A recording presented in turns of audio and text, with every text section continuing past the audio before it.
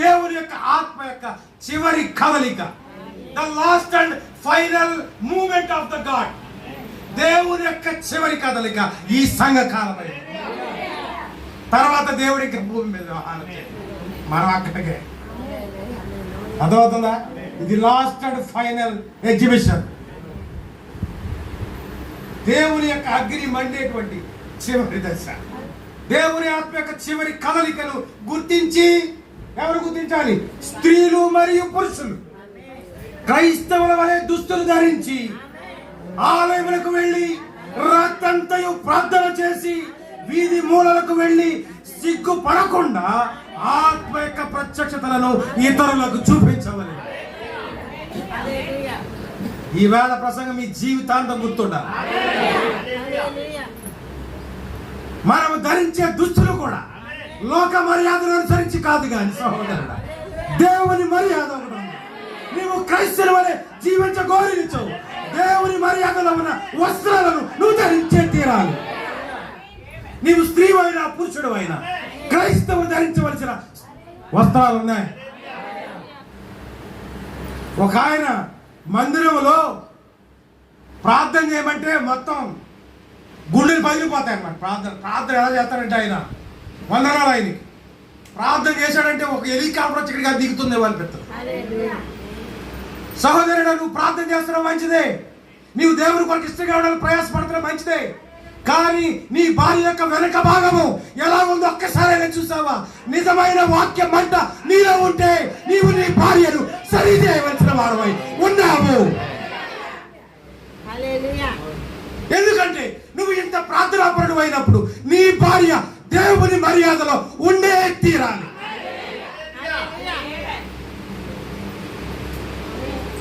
ఒక ఆయన అంటున్నాడంట, నీ భర్త రాకపోతే నీ భక్తి ఎంత చేసినా అది వృధా. ఎక్కడుంది చూపిస్తావా వాక్యం?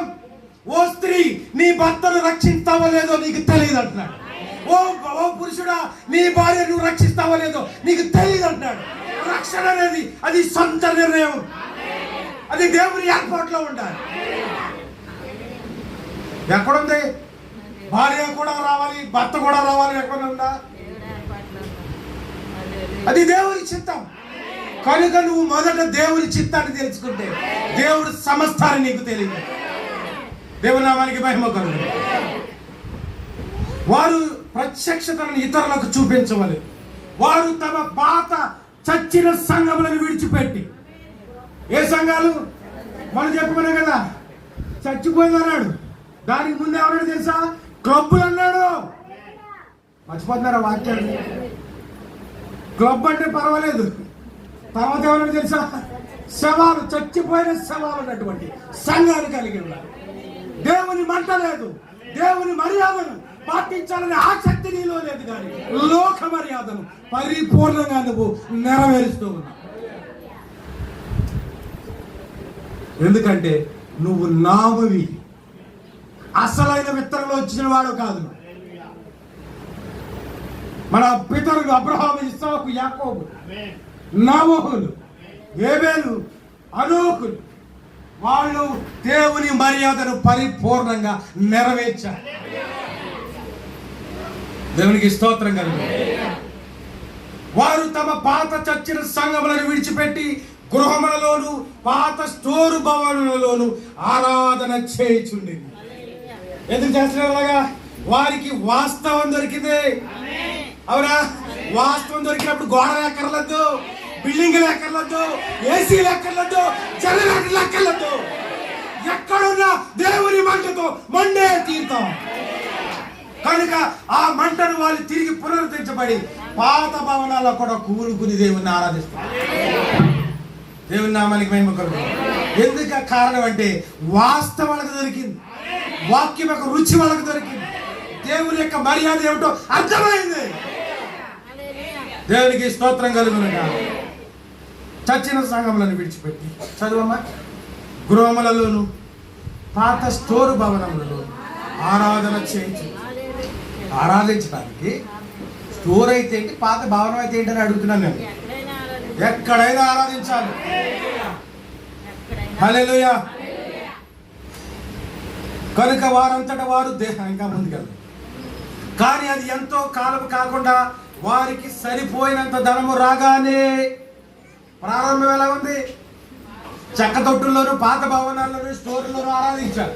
కానీ ఒక్కసారి ధనము రాగానే, సమృద్ధి వాడికి అందగానే ఏమైంది? సరిపోయినంత ధనము రాగానే చక్కని నూతన భవనములను నిర్మించింది. వారంతటా వారు దేవునికి గానములను పాడుట మాని. ఎలా ఉంటాయి దేవునికి గానాలంటే? ఇవాళ మీరు పాడిన పాట ఏంటి? ఎంతమందికి వచ్చే పాట? నీ పాడిన పాట మీకు గుర్తులేదు? అయ్యి మన మొదటి తరం పాడిన పాటలమ్మా, అందులో ఉండదు దేవుడు. నువ్వు కొత్త పాటలు ఎంత కుస్తీ పట్టిన ఏమన్నా సొల్లు తప్ప. అర్థమవుతుందా? ఆ పాత పాటలు ప్రాక్టీస్ చేయండి. దేవునికి స్తోత్రం కలుగునుగా. ఖచ్చితంగా మొదటి పాట ఒక పాత పాట అయి ఉండాలి. 5 నుంచి 7 చరణాలు ఉండాలి. మీరు వాటిని అర్థం చేసుకుని పాడాలి. ఎందుకంటే మన మొదటి తరం అక్కడి నుంచే వచ్చింది కాబట్టి మనము ఆ ఆచారాన్ని మనం కలిగి ఉండాలి. అది లోకాచారం కాదు. కానీ లోకాచారం అంటే ఏంటో తెలుసా? లోకాచారం అంటే తెలుసా? నేనుండాలేరయ్యా అని ఆరాధించాడు. సాయంత్రం వీడు కాళ్ళు చేతులు ఉరికిపోతే నేను ఉండలేనురా బాబు, నువ్వు రారా బాబా, ఓ 100 రూపాయలు ఇరా బాబా. ఇది లోకాచారం.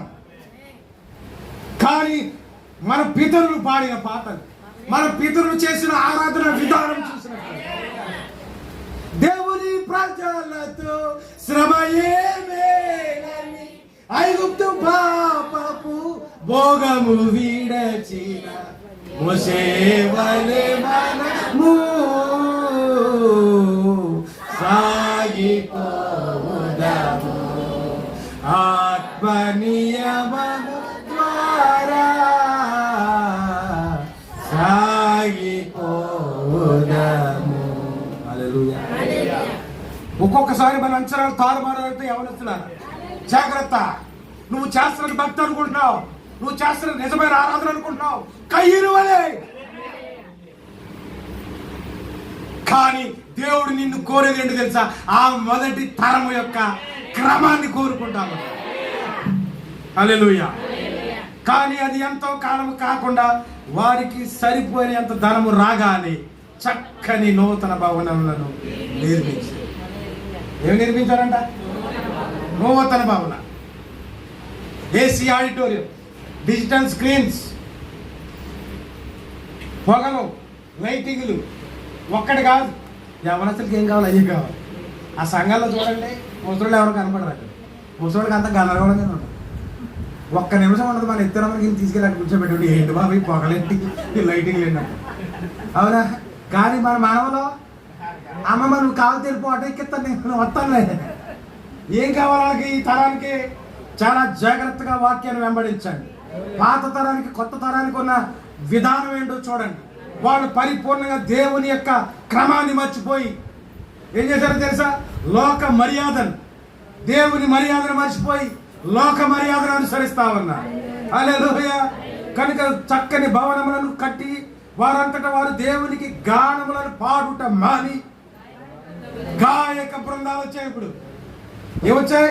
గాయక బృందాలు వచ్చాయి. ఇంకా వచ్చాయి. గాయక బృందానికి ప్రత్యేకమైన దుస్తులు ధరింపజేసి, ఆ సంఘం వాళ్ళు పసుపు రంగు వేస్తున్నారు కాబట్టి ఇప్పుడు తెలుపులు ఎదిరిపోయాయి తెలుసా? పూర్వం తెలుపు పంచుతో గుర్తు కాబట్టి తగ్గించుకున్న విశ్వాసం తెల్లజల్లు కట్టుకునేవారు. అవునా? తర్వాత ఆర్కెస్ట్రాలో కోయిరు బృందానికి తెల్ల వస్త్రాలు వేసేవారు. అవునా? మరి ఇప్పుడు ఎవడన్నా వేస్తున్నాడు తెల్ల?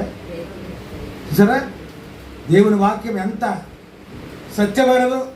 వారు గాయక బృందములకు ప్రత్యేక దుస్తులు ధరింపజేసి వారు ఉద్యమాన్ని ఏర్పరిచి దానిని మానవుల ద్వారా నడిపించింది.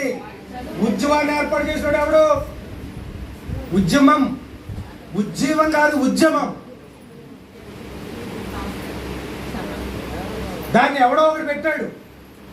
పెట్టి ఏం చేశాడు? మానవుని ద్వారా నడిపిస్తా ఉన్నారు. ఇదే కయ్యను క్రమమైనది.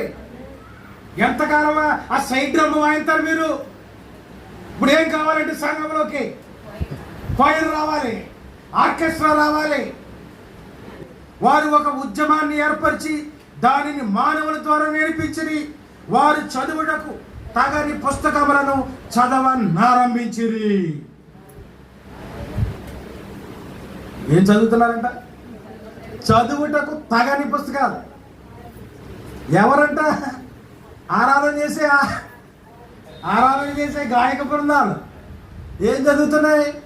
ఈ పుస్తకం రాసేసరికి పుస్తకాలు ఉన్నాయి కాబట్టి పుస్తకాలు చదివారు అన్నాడు. కానీ ఇప్పుడు ఇంటర్నెట్లో, సెల్ ఫోన్లోనే చూడకూడనివి చూస్తూ ఉన్నారు. అర్థమవుతుందా సంగమా?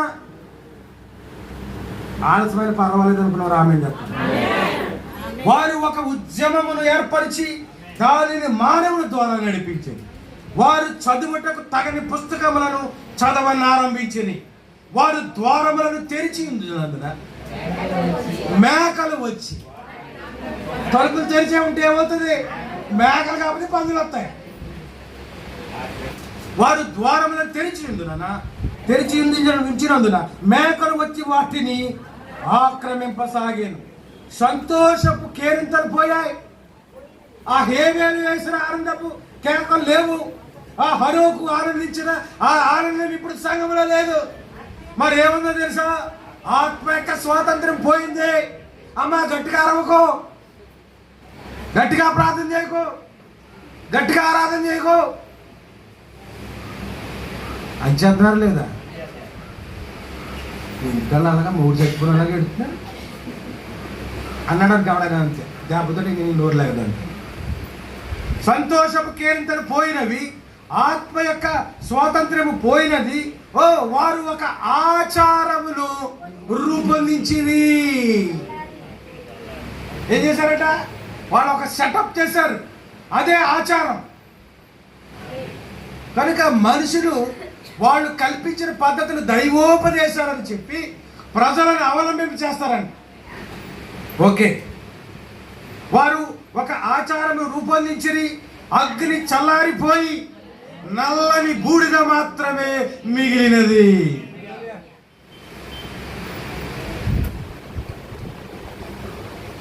ఏం మిగిలిందంట? బూడిద. బూడిద ఏం చేసుకుంటామండి? బూడిద.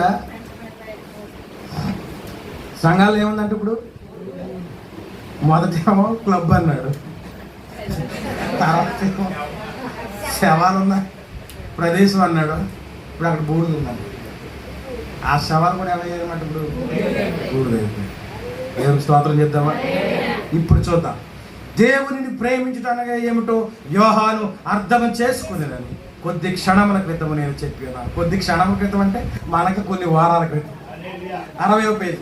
ఆయనను మొదట నీకుండిన ప్రేమను నీవు వదిలితివని నేను నీ మీద తప్పు ఒకటి మోపవలసి ఉన్నది.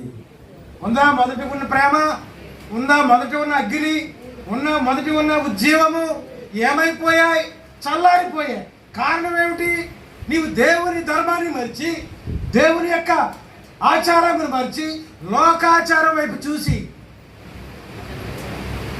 అవ్వమ్మ కూడా అదే చేసిందా? అవ్వమ్మ అంటే ఎవరు అనుకుంటారు? సంఘం. దేవుడు ఒక అందమైన తోట ఇచ్చాడు. ఏం కొదువా? అన్ని ఫలవృక్షాలు ఉన్నాయి, తిని ఆనందించచ్చు కదా. అబ్బే గోడ అవతలేదో ఉంది, చూపునకు రమ్యముగా. ఇక్కడ ఇంటి రమ్యంగా ఉంటే అన్ని వదిలేసి ఏం కావాలంటున్నారు? గోడ అవతల ఉన్నది కావాలి. తెచ్చుకుంది, తిన్నది, ఏమైంది? మన అందరినీ పాపలో వచ్చేసింది. కనుక తల్లిదండ్రులు అనుభవంతో చెప్తారు, పిల్లలారా అది వద్దు అన్నప్పుడు మీరు మానే తీరా. వెళ్ళొద్దంటే వెళ్ళడం మానేయాలి. రీజన్ అడగకూడదు. ఆ రీజన్ తల్లిదండ్రులకు తెలిసినా మీకు చెప్పరు. ఒక సమయం వచ్చినప్పుడు మీకే అర్థం అవుతుంది. కారణం ఏంటంటే మీరు రెండవ తరం, మీరు నాము. మీ తల్లిదండ్రులకు ఎంతో అనుభవం ఉంది. అన్ని కష్టాలను వాళ్ళు చవి చూశారు, అన్ని బాధలను వాళ్ళు అనుభవించారు. కనుక ఏమి చెప్పినా వాళ్ళ అనుభవంలో నుండి వచ్చి చెప్తారు. కనుక మీ తల్లిదండ్రులను సన్మానించడం అనేది కనుకంటే వాళ్ళు చెప్పిన ప్రతి మాటను మీరు గౌరవించాలి. హల్లెలూయా, దేవునికి స్తోత్రం కలుగును గాక. కనుక సంఘము ఎక్కడ మొదటి ప్రేమను విడిచిపెట్టెనో యోహాను చూశాడు. యోహాను 5:3 ఉంది, ఆయన ఆజ్ఞలను అనుసరించుటయే దేవుని ప్రేమించుట. ఇప్పుడు దేవుని మర్యాద అంటే ఏంటో తెలుసా? అంటే దేవుడు ఏం చెప్పాడో దాన్ని చేయటమే, అనగా ఆయన వాక్య ప్రకారంగా జీవించటమే ఆ దేవునిని ప్రేమించుట. ఒక 2 మార్కులు ప్రశ్న వేస్తానే. దేవుని ప్రేమించడం అంటే ఏంటి? ఆయన ఆజ్ఞలను హల్లెలూయా. అయ్యో ఇశ్రాయేలు, నీవు నా మాట వినలేదు. మనం ఏ పోగొట్టుకున్నా తెలుసా? చిన్న చిన్న రోగం తగ్గడమే హ్యాపీ ఫీల్ అయిపోతుంది. చిన్న రంప తగ్గుతాయి, రాయితే బాబోయ్ హ్యాపీ ఫీల్ అయిపోతుంది. ఇది కాదయ్యా మేలంటే, అసలైన మేలు ఉంది. దేవుడు ఇచ్చారు, నిత్యరాజ్యమే నీకు మేలు. దానికోసం ఆరాటపడు, దాన్ని సంపాదించుకోవడానికి తీవ్రమైన కోరిక కలిగి ఉండాలి. హల్లెలూయా. మొదటి మాటకు వచ్చేస్తాను, ముగించేసి, దేవుని సంతోషపరచబడాలని ప్రగాఢ వాంఛ, ఆయన వాక్యమును తెలుసుకొనవలని తీవ్రమగు కోరిక, ఆత్మలో కొనసాగవలనని ఒక ఆరాటం మనకు కలిగి ఉండాలి. హల్లెలూయా. ఎంతమంది వాక్యం ఆనందించారు?